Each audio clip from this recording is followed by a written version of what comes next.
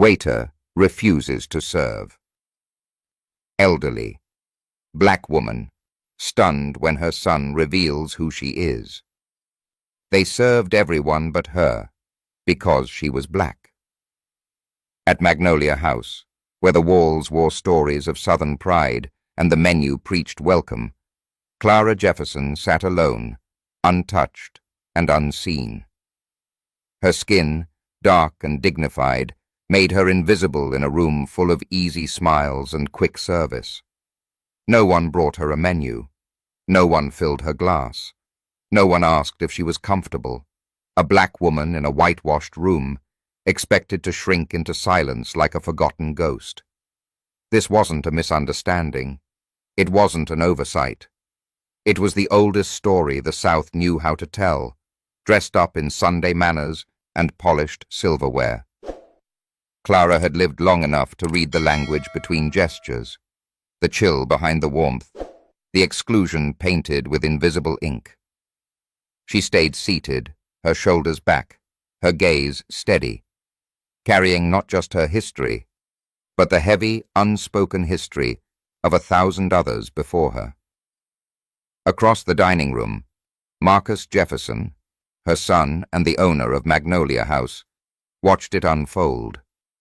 Every second, another wound he hadn't prepared for. He had built this place to honor stories like his mother's, not to erase them. Seeing her treated like a shadow in the very house her courage had made possible cracked something deep inside him. Marcus rose, silent and certain. He walked to the old piano by the wall, lifted the battered lid, and retrieved a photograph hidden beneath the keys. A young Clara, her fists raised high during a march the town still tried to forget. He turned and faced the room, holding history in his hands. "This woman," Marcus said, voice low and sure, "fought for the right to sit at tables just like this one. And tonight, you told her she still doesn't belong." Silence crushed the room. Forks froze mid-air. The truth, raw and unpolished, demanded to be seen. And this time, no one could look away. Clara Jefferson sat, a statue carved in patience, as the minutes dragged into long, uncomfortable shadows. Around her, servers fluttered like busy bees tending a hive. Laughter rippled from polished tables, and glasses chimed in easy celebration. But her table remained untouched, her glass empty, her menu unopened. Invisible again, in a world she had fought tooth and nail to be seen in. She could feel the heat of stares creeping along her skin, some sympathetic, most uncomfortable. No one spoke. No one intervened. And Travis, the waiter who had turned seeing into an art of avoidance, swept past her again, his tray loaded, his steps light, as if she were no more than the worn pattern on the floor. Clara adjusted the thin gold chain around her neck, the pendant hidden under her blouse, a gift from the movement, a reminder that some victories were paid for in blood and silence. She would not give them a scene. Her dignity was a fortress too carefully built to be shattered by a boy's ignorance or a crowd's cowardice. Then, something unexpected cracked the surface. A heavy, awkward clatter burst from a table across the room. A young man, barely in his 20s, knocked over his chair as he stood, his voice slicing through the noise. "Is anybody going to serve this woman, or are we all just fine pretending she's not here?" The room recoiled. Every head turned. The music stuttered and died. Travis froze mid-step, his mouth half open, trapped between arrogance and fear. Before anyone could process what was happening, the young man wasn't alone. An older woman at another table pushed back her chair and stood too, folding her napkin with trembling hands. Then another, and another. Like slow-building thunder, a line of diners began rising, young, old, black, white, one after another, their chairs scraping back in a chaotic, trembling chorus of reckoning. Clara didn't move. She sat rooted, her breath steady, her heartbeat drumming against the walls of history. This wasn't what she had expected. This wasn't what anyone expected. And that made it beautiful. Marcus Jefferson, still standing near the bar, felt something tighten in his chest, something fierce and hot and too big for words. He had prepared himself to intervene, to confront, to lead. But he realized now he didn't have to. His mother had led without saying a word. Her very presence had pulled the truth out of the walls, had drawn out the better angels buried deep inside the people around her. One woman approached Clara's table, a server's apron still tied around her waist. She set a full glass of water down with trembling hands, then placed a fresh plate of cornbread beside it. Her eyes shone, not with pity, but apology. "I'm sorry," the server whispered, voice cracking. Clara met her gaze with a small, imperceptible smile. Not forgiveness, not yet, but acknowledgement.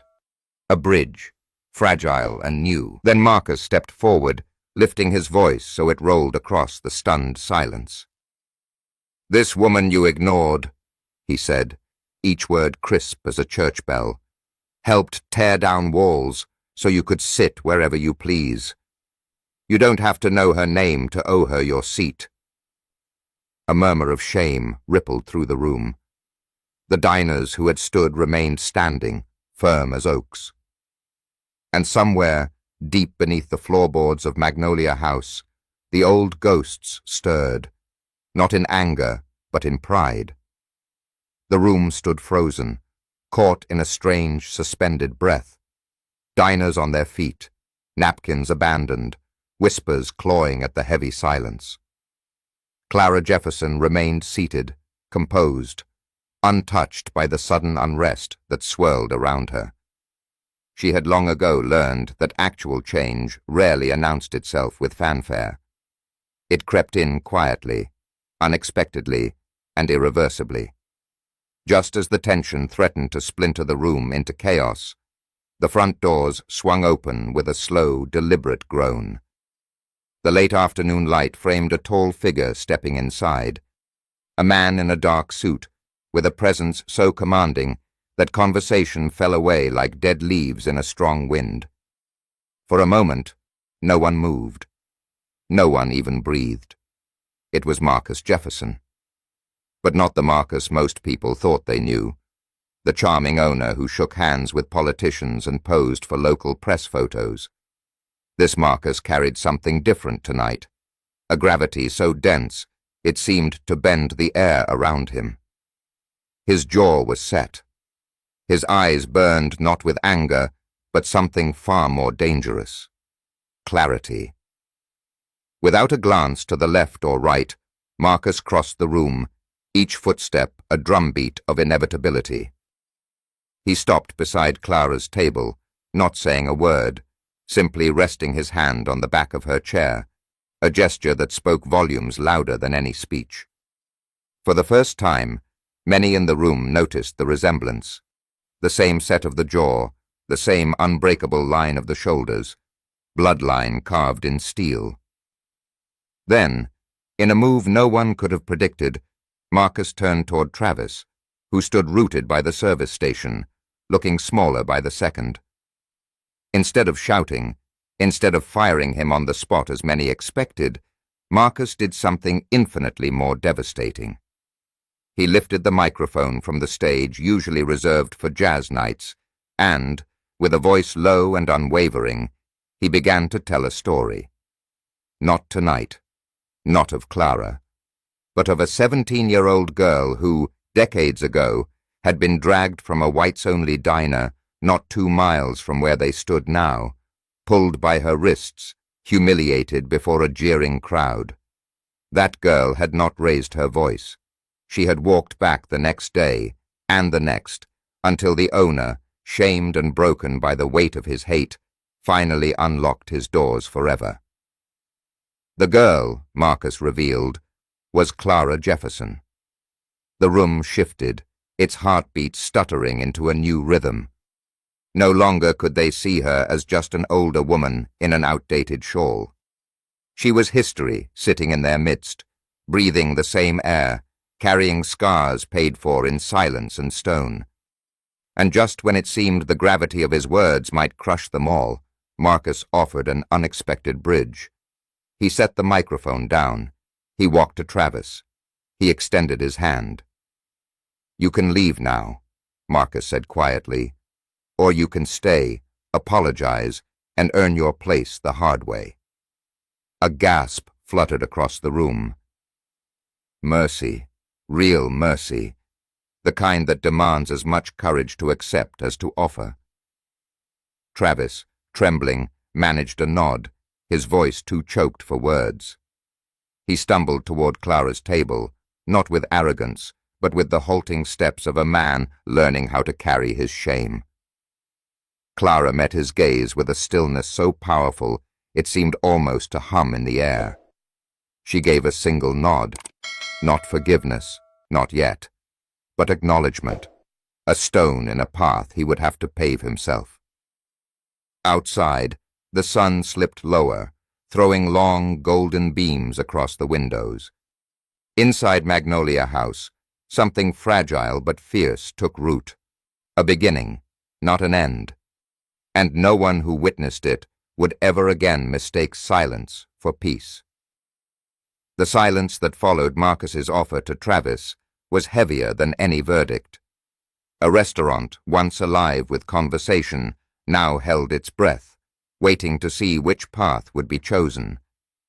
But deep down, perhaps they all knew. Some mistakes demanded more than an apology. They demanded consequences. Travis, face pale, hands twitching at his sides, lowered his gaze. Without a word, he untied his apron, folding it into a neat square with trembling fingers. He laid it down on the host stand like a flag of surrender. His footsteps as he left sounded too loud, too final, echoing against the hardwood floors of a place he had never truly understood. The door swung shut behind him, and a ripple seemed to pass through the room, like the exhale of a place finally freed of a weight it had carried too long. Marcus didn't celebrate. He didn't sneer or shout victory. Instead, he moved to the center of the dining room, under the soft chandelier light that made his mother's silver hair gleam like a crown. He picked up the microphone again, but this time he didn't speak about the past. He talked about the future. "Respect," Marcus said, his voice steady, resonating off the high ceilings, "is not a reward handed out to the few who meet our standards of comfort. It's not a courtesy reserved for those who look like us, dress like us, or make us feel at ease. Respect is the foundation. Without it, everything else we build will fall." He turned slightly, letting his eyes sweep the faces before him, some ashamed, some proud, all changed. "This woman," he said, nodding toward Clara, "did not come here tonight to be honored. She came to be treated like any other guest. That is not a favor. That is her right." There was no applause, no cheers. Only the heavy, solemn understanding that he had spoken a truth too long ignored. A truth that made demands of everyone present, not just in that moment, but moving forward. Marcus didn't stop there. He announced a new policy for Magnolia House: mandatory community service hours for all new hires, to be completed before a single paycheck was earned. Not to punish, but to teach. To remind every member of his staff that hospitality wasn't a script. It was a sacred trust. Dana, the floor manager, nodded fiercely from where she stood near the bar. The other servers straightened their backs, faces sober, some blinking back tears. They understood. Tonight wasn't just about Travis. It was about all of them.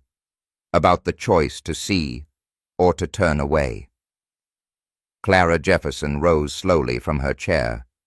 The entire restaurant turned toward her, instinctively, as if gravity itself had shifted. She didn't speak. She didn't need to. Her very presence was enough. A testament to endurance, to grace, to battles fought not with fists, but with the stubborn, unbreakable insistence on being seen. Marcus extended his arm, and Clara took it. Together, they walked through the center of the room, mother and son, history and future, moving past the tables that had once ignored her, now standing in silent tribute. Outside, the world spun on as always, traffic lights blinking, cicadas humming. But inside Magnolia House, something fundamental had shifted, something permanent. A line had been drawn, not in anger, but in honor, and everyone who crossed it would know. Respect wasn't optional. It was the very price of belonging. The days after the night of reckoning at Magnolia House unfolded differently than anyone could have predicted. For a while, the restaurant was quieter, as if the walls themselves were holding their breath, uncertain what would come next. Marcus Jefferson moved through the familiar rooms with a new weight on his shoulders, carrying not just the legacy of his family, but now the heavy expectation of a community that had witnessed something it could not forget. Yet Marcus knew silence was not healing. Actual change did not grow from shame alone. It needed cultivation, intention, and the complex, slow work of building new habits.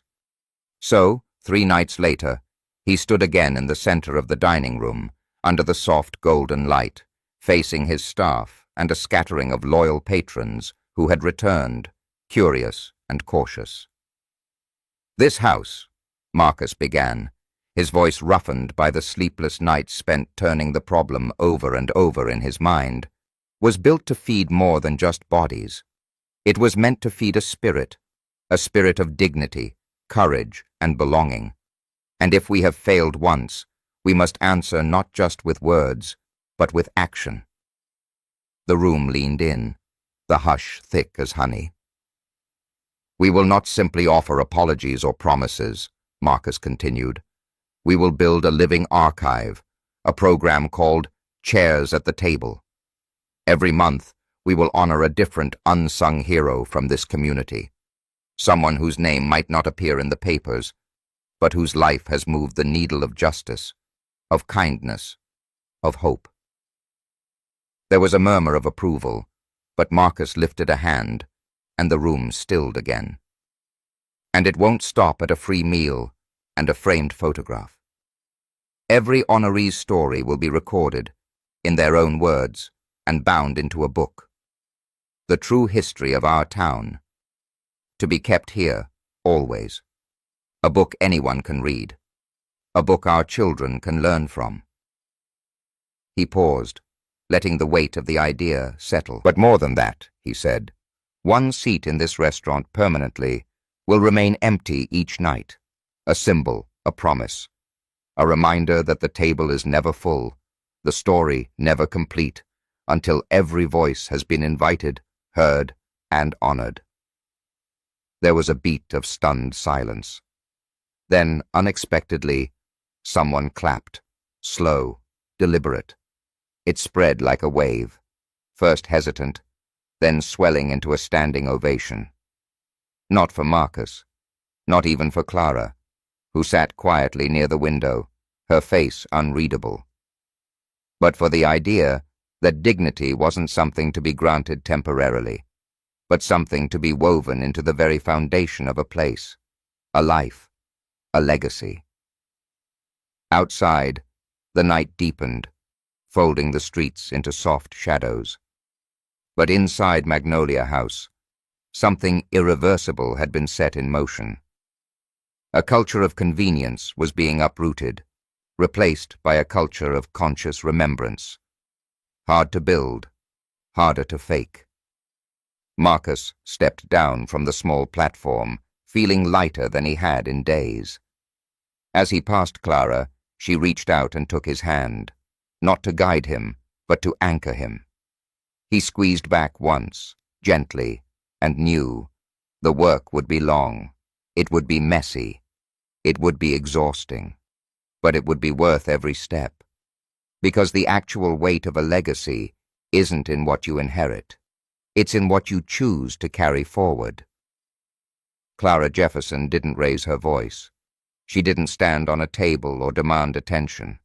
She sat, still and steady, as the world around her was forced to reckon with the simple, unshakable truth of her presence. In that silence, she taught a lesson louder than any speech could deliver. Dignity is not a favor you grant when it's easy. It is a responsibility you carry, even when it comes at a cost to your comfort. The real miracle wasn't that Magnolia House changed that night. It was that the change didn't stay trapped inside its walls. It walked out with every person who witnessed it. In small ways at first. A longer look into a stranger's eyes, a hesitation before rushing to judgment, a question asked when silence would have been simpler. People often imagine change as a roaring storm. But Clara knew better. It begins quietly, with a woman refusing to shrink, with a son refusing to look away, with a community realizing that justice isn't something handed down. It's something we build, piece by piece, conversation by conversation, gesture by gesture. The empty chair Marcus placed by the entrance didn't just honor one woman's resilience, it also praised the strength of many. It reminded everyone who passed through those doors that history doesn't only live in museums or monuments. It breathes among us, and it demands something more than guilt or applause. It requires daily choices, small and stubborn, to see, to honor, to include. Somewhere in town, days after the night that changed everything, a little girl paused at that empty chair. She didn't know the whole story. She didn't know Clara Jefferson's name. But she reached out with small fingers to touch the worn wooden back, sensing something important there, something sacred. A memory she hadn't lived, but already understood. Because real change doesn't always come with noise. Sometimes it's a chair left empty, a hand extended, a place made ready before it's asked for. Sometimes it's a quiet choice to be better than yesterday. And when enough quiet choices stack together, you don't just change a restaurant, you change the future. In reflecting on Clara's journey, I feel a profound sense of humility.